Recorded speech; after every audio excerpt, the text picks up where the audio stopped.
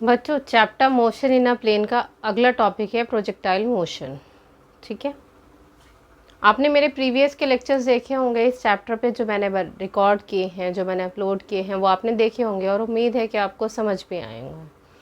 आपको अगर कुछ भी डाउट है, आप कुछ भी एडिशनल मुझसे पूछना चाहते हैं, मुझसे पढ़ना चाहते हैं, तो आप कमेंट्स करके मुझे बता सकते हैं। ठीक है, फिज़िक्स बहुत अच्छा, बहुत इंटरेस्टिंग सब्जेक्ट है। बस ज़रूरत क्या है, आपका इंटरेस्ट जगाने की। और इंटरेस्ट कैसे आएगा फिज़िक्स में? जब आप उस पर थोड़ी सी मेहनत करेंगे, थोड़ी सी प्रैक्टिस करेंगे। आप उसके क्वेश्चंस की, उसके डेरिवेशंस की प्रैक्टिस कीजिए, फिज़िक्स को टाइम दीजिए, डेफिनेटली फ़िज़िक्स आपको समझ में आने लगेगा। और फिज़िक्स से ज़्यादा इंटरेस्टिंग सब्जेक्ट फिर आपको कोई नहीं लगेगा। ठीक है, तो हम अगला टॉपिक स्टार्ट करते हैं, प्रोजेक्टाइल मोशन। अब क्वेश्चन ये होता है, व्हाट इज़ अ प्रोजेक्टाइल? क्या आपने पहले कभी प्रोजेक्टाइल वर्ड सुना है? प्रोजेक्टाइल वर्ड क्या होता है? प्रोजेक्टाइल किसको कहते हैं? जब प्रोजेक्टाइल वर्ड समझ में आ जाएगा तो प्रोजेक्टाइल मोशन बाय डिफ़ॉल्ट आपको समझ में आ जाएगी कि किसको कहते हैं प्रोजेक्टाइल मोशन। ठीक है, तो प्रोजेक्टाइल क्या होता है? कोई भी ऑब्जेक्ट, मान लीजिए कैप है, मैंने इसको फेंका, ठीक है, ये कुछ टाइम तक हवा में रहेगा और उसके बाद ये एक पर्टिकुलर पाथ फॉलो अप करके एक पॉइंट पे जाके गिर जाएगा। ठीक, ये कितना टाइम, इसने कितनी डिस्टेंस कवर की, तो जितने टाइम तक ये प्रोजेक्ट जो है हवा में रहेगा, ठीक, तो वो तब ये ऑब्जेक्ट कहलाएगा, क्या कहलाएगा? प्रोजेक्टाइल। इसने जितना पार्ट ट्रैवल किया, मतलब मैंने इस पॉइंट से अगर इसको थ्रो किया और ये जहाँ जिस पॉइंट पे जाके रुक गया या गिर गया, तो वो हो जाएगा इसका प्रोजेक्टाइल का टोटल पाथ ट्रैवल्ड। और इसको उसको ट्रैवल करने में कितना टाइम लगा, वो आपका होगा प्रोजेक्टाइल टाइम। ठीक है, मतलब प्रोजेक्टाइल को एक पॉइंट से दूसरे पॉइंट तक पहुंचने में कितना टाइम लगा, वो हो जाएगा आपका प्रोजेक्टाइल टाइम। अब ये सारी कैलकुलेशंस हमें कैसे करनी है? हमें ये कैसे पता चलेगा कि प्रोजेक्टाइल जो है, जो प्रोजेक्ट जो है, ये हवा में जो ऑब्जेक्ट मैंने फेंका है, ये कौन सा पाथ फॉलो अप कर रहा है? ठीक है, हमें ये भी फाइंड आउट करना ज़रूरी है कि कौन सा पाथ फॉलो कर रहा है। सर्कुलर पाथ है, इलिप्टिकल पाथ है, पैराबोला है, हाइपरबोला है, सिंपल स्ट्रेट लाइन है, कौन सा पाथ फॉलो अप कर रहा है।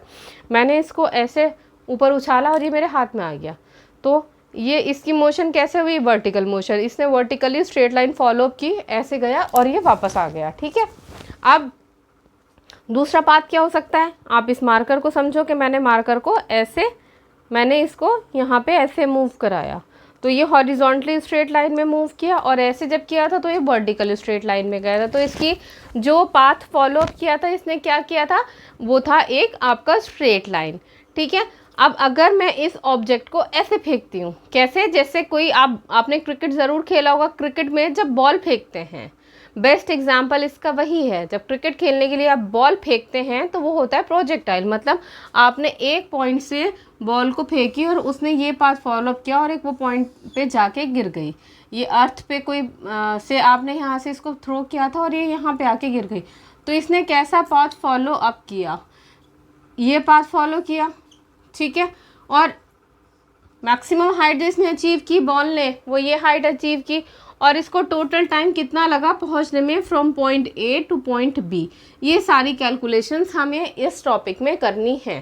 ठीक है, तो चलिए समझते हैं कि हमारा ओरिजिन है ओ, इस ओरिजिन पे हम इस पॉइंट से कोई प्रोजेक्टाइल को थ्रो कर रहे हैं। ठीक है, that projectile is making an angle theta naught with the ground, या हॉरिजॉन्टल एक्सिस से इसका जो एंगल फॉर्म हो रहा है वो एंगल है थीटा नॉट, और जो वेलोसिटी है इसके पास वो वेलोसिटी है वी नॉट। ठीक है, अब हमने पहले भी ये देखा था कि जब भी कोई भी क्वांटिटी है, वो जब हॉरिजॉन्टल या वर्टिकल से कोई पर्टिकुलर एंगल पे एक्ट करती है, तो हम उसको दो डायरेक्शंस में रिजॉल्व कर सकते हैं। एक वर्टिकल में एक वर्टिकल कंपोनेंट आता है और एक हॉरिजॉन्टल कंपोनेंट आता है। वही इसमें क्या है, ये आपकी वेलोसिटी है वी नॉट, इसके दो कंपोनेंट्स आएंगे, एक आएगा हॉरिजॉन्टल कंपोनेंट और एक आएगा वर्टिकल कंपोनेंट। ये मैंने प्रीवियस लेक्चर में समझाया है कि जिस एक्सिस के साथ एंगल फॉर्म करते हैं उस एक्सिस पे आता है हमेशा कॉस, और उसके ऑपोजिट या परपेंडिकुलर एक्सिस पे आता है साइन। तो वी नॉट इस एक्सिस के साथ एंगल बना रहा है थीटा नॉट, तो यहाँ पे कौन सा कंपोनेंट आएगा? V not cos theta naught. और यहाँ पे कौन सा कंपोनेंट आएगा, v not sine theta naught. ऐसे भी समझिए जब ये वेलोसिटी हमने इसको कुछ दी, कुछ वेलोसिटी मैंने इस ऑब्जेक्ट को दी, तो हमें दो कंपोनेंट चाहिए, दो टाइप की वेलोसिटी चाहिए। एक तो वो जो इसकी ग्रेविटी को बैलेंस करेगी, और एक वो जो इसको आगे मोशन प्रोवाइड करेगी। तो ग्रेविटी को बैलेंस क्या कर रहा है, we not sine theta naught, क्योंकि वर्टिकल डायरेक्शन में एक्ट कर रहा है। और इसको मोशन कौन प्रोवाइड कर रहा है, हमें इसी डायरेक्शन में तो मूव करना है, we not cos theta naught. तो हमारे पास वेलोसिटी के दो कंपोनेंट हो गए, V not sine theta naught और V not cos theta naught. Origin पे क्या है, ओरिजिन पे दोनों इनिशियल वेलोसिटी इज 0, ठीक है। और एक पर्टिकुलर टाइम होगा जब ये वेलोसिटी यहाँ पे मान लो मैक्सिमम रीच कर गया, maximum velocity, maximum point reach करने के बाद it start to come down, ठीक है। तो हमें ये भी टाइम फाइंड आउट करना है और ये पॉइंट भी फाइंड आउट करना है कि कितनी मैक्सिमम हाइट इस ऑब्जेक्ट ने या इस प्रोजेक्टाइल ने अचीव की, ठीक है। अब देखते हैं क्या फाइंड आउट किया है, a is equal to minus g j cap. Minus g j cap क्यों आया, माइनस डायरेक्शन क्यों ली, जब हम इसको यहाँ से थ्रो कर रहे थे तो ये ग्रेविटी के अगेंस्ट एक्ट कर रहा था, और हमारे पास सिर्फ एक ही कंपोनेंट है इसका जी जे कैप, एक्स डायरेक्शन में नहीं है कुछ, तो यूनिट वेक्टर एक्स डायरेक्शन का आएगा ही नहीं, सिर्फ वाई डायरेक्शन का आएगा, ठीक है। तो ए एक्स हमारा एक्सेलरेशन क्या हो गई, एक्स हॉरिजॉन्टल डायरेक्शन में एक्स एक्सिस में हो गई हमारे पास 0, वाई एक्सिस में हो गई माइनस जी, ठीक है, जो कि हमें इस इक्वेशन से पता चल रही थी। अब v x is equal to we not cos theta, ये क्या है, ये वेलोसिटी का हॉरिजॉन्टल कंपोनेंट है। V y is equal to we not sine theta, ये वेलोसिटी का वर्टिकल कंपोनेंट है। अब at origin O x naught की वैल्यू 0 है, वाई नॉट की वैल्यू भी 0 है। ओरिजिन पे तो कुछ है ही नहीं, ओरिजिन तो हम ये इस पॉइंट को लेने, मतलब 0 0 हो जाता है ना ओरिजिन पे, तो ये 0 हो गया। अब x is equal to v O x dot t, ये कहाँ से आया, velocity is equal to displacement upon time होता है। x हमारा क्या है, x डायरेक्शन में, हॉरिजॉन्टल डायरेक्शन में डिस्प्लेसमेंट है, तो वी ओ एक्स क्या है, हॉरिजॉन्टल डायरेक्शन में वेलोसिटी ये है, इसको यहाँ पे पुट कर दो तो ये आ जाएगा v not cos theta not into t. अब y second equation of motion लगा दो, h is equal to u t minus half a t square, तो y की वैल्यू क्या हो जाएगी, वर्टिकल ut आता है ना, यहाँ पे वेलोसिटी आती है, तो ये आ गया वर्टिकल कंपोनेंट जो है हमारे पास, वो ये आ गया v not sine theta naught, ठीक है, ये रहा यहाँ पे into t minus half G T square, ठीक है। तो ये सेकेंड इक्वेशन से हो गया। माइनस क्यों लिया, जब ग्रेविटी के अगेंस्ट जाएंगे तो जी की वैल्यू माइनस में हो जाती है। अब components of velocity at time T, ये हम इनिशियल से स्टार्ट कर रहे थे, लेकिन कुछ सर्टेन टाइम टी के बाद हमारे पास वी एक्स और वी वाई के कंपोनेंट क्या हो जाते हैं, वी एक्स हो जाएगा v O x v not cos theta naught, v y क्या हो जाएगा v not sine theta not minus g t. ये कहाँ से आया, v not sine theta not minus g t. मान लीजिए हमें यहाँ पे फाइंड आउट करना है इस पॉइंट पे, ठीक है, इस पॉइंट पे वर्टिकल कंपोनेंट फाइंड आउट करना है, तो v not sine theta naught velocity find out करनी है, वेलोसिटी कितनी है, तो v not sine theta naught यहाँ से आएगा माइनस जी टी, जी क्या हो गया, acceleration due to gravity into time, ठीक है। तो ये वी वाई वर्टिकल कंपोनेंट यहाँ से आ जाएगा। टेन थीटा की वैल्यू कैसे आएगी, tan inverse y v y upon v x. कैसे, अगर इस ट्रायंगल को कंसीडर करो, ये हो गया आपका वी वाई और ये हो गया आपका वी एक्स, तो टेन थीटा क्या होता है, दिस अपॉन दिस, तो v y upon v x, ठीक है। तो ये क्या है आपके components of components of velocity at time t, v x और वी वाई, और थीटा हमारा एंगल, वो एंगल जिस एंगल पे हमने प्रोजेक्टाइल को थ्रो किया है, ठीक है। नेक्स्ट टॉपिक देखते हैं, इसमें क्या है, मैक्सिमम हाइट अब हमें फाइंड आउट करना है, हमें ये बताना है इसका पाथ कैसा है प्रोजेक्टाइल का, time, maximum time to achieve the height, ठीक है, और path travelled by the projectile, ये सारे हम देखते हैं कैसे कैलकुलेट करना है। Is equal to we not sine theta naught T minus half G T square. X की वैल्यू थी हमारे पास वी ओ एक्स इंटू टी, ठीक है, तो वी ओ एक्स हमने क्या निकाला था, v not cos theta naught, जो कि हॉरिजॉन्टल कंपोनेंट था वेलोसिटी का। अब इस इक्वेशन से हम अगर टाइम फाइंड आउट करेंगे तो टाइम क्या हो जाएगा, time will be x upon this value या एक्स अपॉन दिस वैल्यू, तो ये आ गया हमारे पास टाइम की वैल्यू। अब टाइम की वैल्यू को हम इस इक्वेशन में पुट कर देंगे, तो क्या हो जाएगा, v not sine theta naught पहले से ही है, टी की जगह क्या आ जाएगा, x upon we not cos theta not minus half g as it is रहेगा, और टी स्क्वायर की जगह आ जाएगा x upon we not cos theta not का होल स्क्वायर। अब कैंसिल आउट क्या हो जाएगा, यहाँ भी वी नॉट है, यहाँ भी वी नॉट है, कैंसिल आउट हो जाएगा। Sine theta naught upon cos theta naught की वैल्यू क्या होती है, टेन थीटा नॉट, तो y की वैल्यू हो जाएगी tan theta not into X minus half upon half G upon we not cos theta naught square into X square. ये equation किससे रिजेंबल करती है, y is equal to A X. अब sine theta naught upon cos theta naught हो गया tan theta naught. ये equation किससे resemble करती है, y is equal to A x plus b x square. ये किसकी इक्वेशन है, ये है equation of parabola. So we can prove that the path of a projectile is always parabola। अगर कंपेयर करेंगे तो e की वैल्यू क्या आ जाएगी, इस इक्वेशन से अगर हम कंपेयर करेंगे तो a will be tan theta not and b will be minus half g upon we not cos theta not का होल स्क्वायर। ये आ गई हमारी a और b की value. So this is the equation of parabola. अब निकालना है हमें time of maximum height. Time of maximum height का मतलब क्या है कि जब आपने प्रोजेक्टाइल को यहाँ से थ्रो किया तो वो मैक्सिमम हाइट पे यहाँ पे पहुँचा, उसको यहाँ से यहाँ पहुँचने में कितना टाइम लगा, ठीक है, वो उसको हम डिनोट कर रहे हैं टी एम से। तो हमारे पास पहले हमने इक्वेशन निकाली थी v y is equal to we not sine theta not minus g t m. T m मैंने पुट कर दिया टी की जगह, सिर्फ ये चेंज है, इक्वेशन हमने पहले भी यूज़ की है। इसको हमने इक्वेट किया ज़ीरो से। ज़ीरो से क्यों इक्वेट किया, जब ये प्रोजेक्टाइल हमारा मैक्सिमम हाइट पे पहुंचेगा तो यहाँ पे वर्टिकल कंपोनेंट क्या है, वर्टिकल कंपोनेंट है ज़ीरो, ठीक है। वर्टिकल कंपोनेंट ज़ीरो क्यों है, क्योंकि थीटा यहाँ पे जो एंगल बन रहा है वो क्या आ रहा है, थीटा की वैल्यू आ रही है ज़ीरो। तो हमारे पास जो होगा सिर्फ हॉरिजॉन्टल कंपोनेंट होगा एट द मैक्सिमम पॉइंट, जो हमारा पीक पॉइंट होगा उस पर सिर्फ वेलोसिटी का हॉरिजॉन्टल कंपोनेंट आएगा, वर्टिकल कंपोनेंट ज़ीरो हो जाएगा, क्योंकि इसके बाद ये नीचे आना शुरू करेगा। तो जब मैक्सिमम पॉइंट है वहाँ पे हमारे पास कोई वर्टिकल कंपोनेंट नहीं है। वर्टिकल कंपोनेंट का मतलब कि उस पॉइंट के ऊपर नहीं जा रहा, ठीक है। एक मैक्सिमम पॉइंट हमारा प्रोजेक्टाइल ने अचीव कर लिया, इससे ऊपर नहीं जा रहा है अब, तो यहाँ पे वर्टिकल कंपोनेंट ज़ीरो हो जाएगा। जब इसके बाद नीचे आना शुरू करेगा प्रोजेक्टाइल तब हमारे पास हॉरिजॉन्टल कंपोनेंट भी होगा और वर्टिकल कंपोनेंट भी होगा। इसको हमने टीएम लिखा, तो टीएम इज इक्वल टू, इसको ज़ीरो से इक्वेट किया, यहाँ से हम टीएम सॉल्व कर लेंगे, टीएम की वैल्यू आ जाएगी V not sine theta naught upon G. ये है हमारा maximum time of the projectile to reach the maximum height. अब हमें फाइंड आउट क्या करना है, total time of flight. Total time of flight का मतलब क्या है, इस पॉइंट से यहाँ तक पहुँचने में प्रोजेक्टाइल को कितना वक्त लगा, वो हो जाएगा हमारा टोटल टाइम ऑफ फ्लाइट, ठीक है।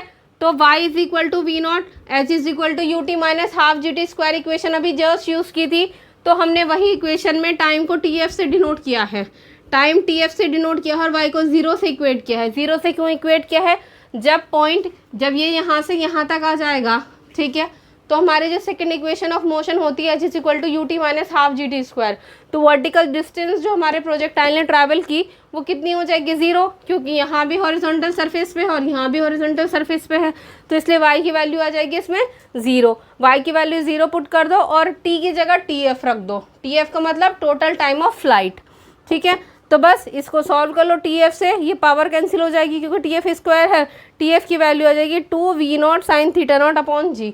अब अगर हम इस इक्वेशन को इस इक्वेशन से कंपेयर करें, बाकी सारी वैल्यू सेम है, सिर्फ यहाँ पे टू एडिशनल है, तो टू एफ टी एफ की वैल्यू क्या हो जाएगी, T F is equal to twice of T mean, मतलब total time of flight is the twice time at the point, मतलब जो मैक्सिमम पॉइंट है हमारा, जिस मैक्सिमम पॉइंट तक प्रोजेक्टाइल रीच हो रहा है टी एम, उसका डबल टाइम होता है।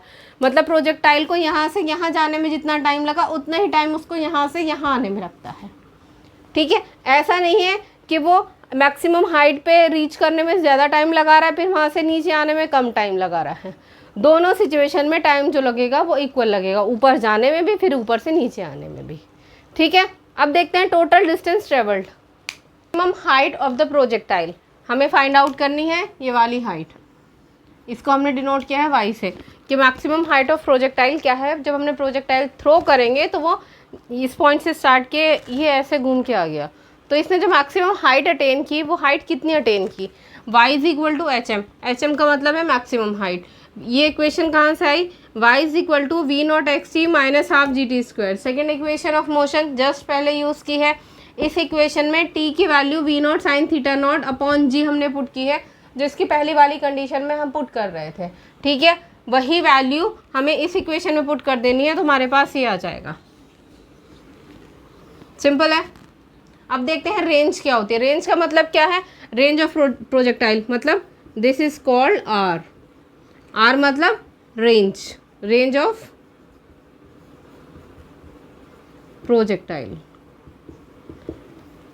उसने जो हॉरिजॉन्टली डिस्टेंस ट्रैवल की वो डिस्टेंस कितनी है, वो कहलाती है रेंज ऑफ प्रोजेक्टाइल। रेंज हमें horizontal distance travel find out करनी है। मतलब आप समझ लो कि डिस्प्लेसमेंट, इसको कंसीडर कर लो कि हमारी जो बॉल डिस्प्लेस हुई है, प्रोजेक्टाइल जो डिस्प्लेस हुआ है वो आर से हम डिनोट कर रहे हैं। तो velocity is, displacement is velocity into time. Velocity का कौन सा कंपोनेंट आएगा इसमें, हॉरिजॉन्टल कंपोनेंट आएगा कि हॉरिजॉन्टली कितना मूव की है, तो वो हो जाएगा v not cos theta not into t F. T f मतलब फुल टाइम ऑफ प्रोजेक्टाइल, ठीक है। तो हमने अभी फाइंड आउट किया था इसके जस्ट पहले, टी एम यहाँ तक का टाइम था और टी एफ यहाँ से यहाँ तक आने का टाइम था। तो हम रेंज तो यहाँ से यहाँ तक टोटल डिस्टेंस निकाल रहे हैं, इसीलिए टाइम भी हमें ये टोटल लेना होगा, which is T F. T F की वैल्यू हमने जस्ट कैलकुलेट की है, twice of V not sine theta naught upon G. इसकी वैल्यू यहाँ प्लेस कर दो, यहाँ प्लेस कर दोगे तो क्या डिफरेंस आएगा, वी नॉट स्क्वायर हो जाएगा। वी नॉट दो जगह है यहाँ पे। अब साइन, ये हमारा क्या है, cos two theta into two of sine theta. तो हमारे पास साइन टू थीटा का फॉर्मूला क्या होता है, साइन टू थीटा होता है two sine theta into cos theta. ये फॉर्मूला यहाँ पे पुट कर दे तो ये हो जाएगा R is equal to we naught square sine two theta upon G, ठीक है। अब रेंज की वैल्यू मैक्सिमम कब होगी, इस वैल्यू में वी नॉट फिक्स है, जी फिक्स है, क्या वेरी कर रहा है, एंगल वेरी कर रहा है। साइन की मैक्सिमम वैल्यू कब होती है, साइन 90 इज इक्वल टू 1 होता है। उसके अलावा साइन की वैल्यूज़ क्या होती है, 1/2, 1/√2, √3/2 और 1। तो साइन की मैक्सिमम वैल्यू होती है 1। मैक्सिमम वैल्यू 1 कब होगी, जब इस टू थीटा की वैल्यू क्या होगी 90, ठीक है। तो साइन 90 की वैल्यू क्या हो जाएगी 1। तो आर एम मतलब मैक्सिमम रेंज क्या आएगी हमारी, वी नॉट स्क्वायर अपॉन जी, क्योंकि दिस इज इक्वल टू 1। कब, जब टू थीटा की वैल्यू 90 हो गई, ठीक है। तो ये हमारे सारे प्रोजेक्टाइल के डेरिवेशंस हैं। These derivations are very important in the exam. Exam में ये भी आता है कि prove that the path of a projectile is always parabola. वो भी हमने डेरिवेशन किया, वो सॉल्व करना है। आपका मैक्सिमम टाइम भी आता है टीएम फाइंड आउट करने के लिए, फुल टाइम भी आता है कि प्रोजेक्टाइल का जो पाथ फॉलो किया है वो टीएफ कितना है वो भी आता है। रेंज भी फाइंड आउट करने के लिए आती है, मैक्सिमम हाइट भी फाइंड आउट करने के लिए आता है। ये सब भी आ सकते हैं और इंडिविजुअली एक या दो पार्ट भी इस डेरिवेशन के एग्जाम में आता है। This topic is very important. मैं आप इसीलिए इस पर इतना स्ट्रेस दे रही हूँ। आपको इसकी प्रैक्टिस करनी है, एक बार में समझ नहीं आता, 2 बार 3 बार इसकी पेपर पेन पे प्रैक्टिस करें, डेफिनेटली आपको ये टॉपिक समझ में आ जाएगा। और इस पर न्यूमेरिकल्स भी करने हैं अभी हमें, ठीक है। अगर कुछ भी इसमें डाउट है आप मुझसे कमेंट में ज़रूर पूछिए। नेक्स्ट टॉपिक देखते हैं, uniform circular motion. Uniform circular motion का बेस्ट एग्जाम्पल क्या हो सकता है, सोचिए। आपके घर में कोई वॉच लगी है, वॉल पे कोई क्लॉक लगी है, या आपने रिस्ट वॉच अगर पहनी है, उसके अंदर मान लीजिए ये आपकी क्लॉक है, ठीक है। क्लॉक के सेंटर से ये 2 सुइयाँ लगी हैं, एक मिनट हैंड और एक आवर हैंड, ठीक है। सेकंड हैंड भी हो सकता है, मतलब 3 सुइयाँ भी होती हैं। एक घंटे डिफाइन करता है, एक मिनट डिफाइन करता है, एक सेकंड डिफाइन करता है, या सिर्फ 2 भी हो सकती हैं। अब मान लो आप इसके पॉइंट पे बैठे हो, यू आर सिटिंग हेयर, ये आपकी मिनट वाली सुई है and you are sitting here. तो आप क्लॉकवाइज अगर मूव करोगे तो ये ऐसे मूव करेगा, हर पॉइंट पे आपकी पोजीशन चेंज होती रहेगी। आप यहाँ आ गए, देन हेयर हेयर हेयर, ठीक है। एन नंबर ऑफ पोजीशंस आपकी हो सकती हैं। तो आपकी जो मोशन होगी उस केस में क्या मोशन होगी, uniform circular motion. Uniform word का मतलब क्या है, यूनिफॉर्म का मतलब है कि आपकी जो मोशन है वो फिक्स है, वो टाइम के साथ चेंज नहीं हो रही है। यूनिफॉर्म का मतलब क्या हो गया, कांस्टेंट, कि विद रिस्पेक्ट टू टाइम आपकी मोशन जो है वो कांस्टेंट है, वो चेंज नहीं हो रही है। कभी ऐसा तो नहीं होता कि अगर ये जो आपकी मिनट वाली सुई है कभी बहुत तेज़ घूम रही है और कभी बहुत स्लोली घूम रही है, ठीक है। कभी मतलब 1 घंटे में जो मिनट वाली सुई होती है वो 1 घंटे में 1 चक्कर पूरा लगाती है, 1 घंटे में ही तो चक्कर लगाती है। कभी ये तो नहीं होता कि 10 मिनट में उसने 1 राउंड पूरा कर लिया, कभी 2 घंटे में 1 राउंड पूरा किया, ऐसा तो पॉसिबल नहीं है। वो अपनी एक फिक्स यूनिफॉर्म स्पीड से ही चलती है, यूनिफॉर्म स्पीड से ही घूमती है, ठीक है। तो ये इसका बेस्ट एग्जाम्पल है। अब इसके हम वेलोसिटी देखते हैं और इसकी पोजीशन देखते हैं। हमने कंसीडर किया है सी सेंटर है, मान लो जो क्लॉक है उसका सेंटर है सी, उस पर एक पॉइंट कंसीडर कर रहे हैं, पॉइंट पी। अच्छा, जब भी हम किसी भी ऑब्जेक्ट की सर्कुलर मोशन लेते हैं, ठीक है, कोई भी ऑब्जेक्ट है वो किसी सर्कुलर पाथ में मूव कर रहा है, तो किसी भी पॉइंट पे जो मोशन होगी वो इस पाथ के टेंजेंट आती है, ठीक है। टेंजेंट तो सबको पता होगा क्या होता है, तो इस पाथ पे टेंजेंट आ गया, वो होती है इसकी वेलोसिटी। हमने कंसीडर किया पॉइंट पी, पॉइंट पी पे टेंजेंट है हमारा वी, वी है ऑब्जेक्ट की वेलोसिटी। अब एक और पॉइंट कंसीडर कर रहे हैं पी डैश, पी डैश पे वेलोसिटी क्या है, वी डैश। इसकी सेंटर से डिस्टेंस क्या थी, आर। हमारा ये वेक्टर जो है, जो रेडियस है इसकी वो आर है। पी डैश पॉइंट पे है आर डैश। एंगल कितना फॉर्म किया, पी से पी डैश तक एंगल का डिफरेंस है डेल्टा थीटा। अब हमने इसी ट्रायंगल को हमने यहाँ फॉर्म किया, ठीक है। ये जो वेलोसिटी थी वी, ये ऐसे आ गई इसके पैरेलल, वी डैश यहाँ पे थी तो वी डैश इसके पैरेलल हमने यहाँ प्लॉट कर ली। वेलोसिटी में जो चेंज आया वो कितना आया, डेल्टा वी। कितने टाइम के बाद आया, डेल्टा थीटा एंगल के बाद आया, ठीक है। अब इसी के, अब आप ये देखो जो हमारा चेंज इन वेलोसिटी है, this is directed towards the centre. इसकी डायरेक्शन क्या है, सेंटर की टुवर्ड्स। ये एरो इधर लगा है, इधर नहीं लगा है, एरो इधर लगा है मतलब ये सेंटर की ओर एक्ट कर रहा है। अब इसी की अगर सेकंड पोजीशन देख लो, मान लो ये इस पॉइंट पे था, अब पी पॉइंट यहाँ पे आ गया, पी डैश पॉइंट यहाँ पे आ गया, तब भी क्या है, वी डैश की डायरेक्शन क्या है, टुवर्ड्स द सेंटर है, ठीक है। ये इतना समझ लिया। अब इसके फॉर्मूले देखते हैं कि इसके फॉर्मूले कैसे जनरेट करते हैं। हमने मोशन इन स्ट्रेट लाइन में देखा था, एवरेज एक्सेलरेशन क्या होती है, rate of change of velocity. Acceleration वही होती है। अब मैग्नीट्यूड ऑफ एक्सेलरेशन कैसे निकाल सकते हैं, limit delta t tends to 0, इसका मॉड निकाल लिया, ये आ जाएगी हमारे पास क्या, मैग्नीट्यूड ऑफ एक्सेलरेशन। अब हमने अभी जस्ट जो डायग्राम बनाए थे उन डायग्राम में सिमिलर ट्रायंगल लगाओ दोनों में। एक हमने लगाया था relationship v delta v, v dash और डेल्टा वी इधर आया था, और सिमिलर रिलेशन हमने किसके लिए लगाया था, आर के लिए, ठीक है। तो उस रिलेशनशिप से हमारे पास सिमिलर ट्रायंगल जब लगाएंगे तो delta V upon V is equal to delta are upon R relationship आ जाएगा। यहाँ से जब डेल्टा वी की वैल्यू निकालेंगे तो सिंपली वी की मल्टीप्लाई यहाँ कर देंगे। आर को मॉड से बाहर क्यों निकाले, क्योंकि आर की वैल्यू हमारे पास जो है वो फिक्स है, तो डेल्टा वी हमारे पास यहाँ से आ गया, ठीक है। अब डेल्टा ए का मॉड, डेल्टा ए का मॉड क्या है हमारे पास, ये है, यहाँ से आ गया। अब हमने डेल्टा वी की वैल्यू जो हमने यहाँ से निकाली है इसको कंसीडर कर लो, हम इक्वेशन 1 इसको कंसीडर कर लेते हैं। इक्वेशन 1 में हम डेल्टा वी की वैल्यू पुट करते हैं तो हमारे पास ये आ जाएगा। इसको फर्दर रिजॉल्व करोगे, वी अपॉन आर कॉन्स्टेंट है, इसको बाहर निकाल लो, delta are upon delta T यहाँ पे रह जाएगा। अब हमें पता है कि डेल्टा टी बहुत स्मॉल है, ठीक है। जब डेल्टा टी बहुत स्मॉल है मतलब टाइम जो ले रहे हैं हम बहुत स्मॉल ले रहे हैं, तो डेल्टा थीटा की वैल्यू बहुत स्मॉल हो जाएगी। जब टाइम ही कम ले रहे हैं तो मतलब जो एंगल में चेंज आ रहा है वो एंगल में चेंज भी बहुत कम आएगा। हमने कैसे लिया था, एक सर्कुलर पाथ के लिए लिया था, ठीक है। तो मतलब डेल्टा थीटा की वैल्यू जो है वो बहुत स्मॉल है, तो p p dash is approximately equal to क्या हो जाएगा, डेल्टा आर। डेल्टा आर जो हमारा रेडियस फैक्टर में चेंज आ रहा था, तो डेल्टा आर की वैल्यू अप्रॉक्सीमेटली क्या हो जाएगी, वी डेल्टा टी। तो delta are upon delta t is equal to v, इसको इधर ले आओ, डिवाइड कर दो सिंपली। अब limit delta t tends to 0 is equal to delta are upon delta t is equal to v. क्यों, क्योंकि हम बहुत इनफाइनाइटली स्मॉल टाइम के लिए ले रहे हैं, इसलिए इस पर हमने लिमिट लगा दी। अब हम इस वैल्यू को कहाँ पुट करेंगे, इस वैल्यू को delta R upon delta T वाली जो इक्वेशन है, इक्वेशन नंबर 2, हम इसको इक्वेशन नंबर 2 में पुट करेंगे तो हमारे पास एंगुलर एक्सेलरेशन आ जाएगी वी अपॉन आर, ऑलरेडी था इस सारी वैल्यू को किससे इक्वेट कर दिया हमने, v से, सिंपली v रख दिया यहाँ पे, तो एंगुलर एक्सेलरेशन आ जाएगी v²/r। ठीक है, मतलब सेंट्रीपिटल, इसको हम बोलते हैं सेंट्रीपिटल एक्सेलरेशन। और इसकी डायरेक्शन क्या थी, इसकी डायरेक्शन थी दोनों कंडीशन में टुवर्ड्स द सेंटर, मतलब सेंट्रीपिटल एक्सेलरेशन जो होती है वो हमेशा सेंटर की ओर डायरेक्टेड होती है, सेंटर की तरफ ही एक्ट करती है। ठीक है, आउटर वर्ड डायरेक्शन में नहीं लगती, इनवर्ड डायरेक्शन में एक्ट करती है। एंगुलर एक्सेलरेशन एंगुलर वेलोसिटी के टर्म में कैसे आता है देखते हैं।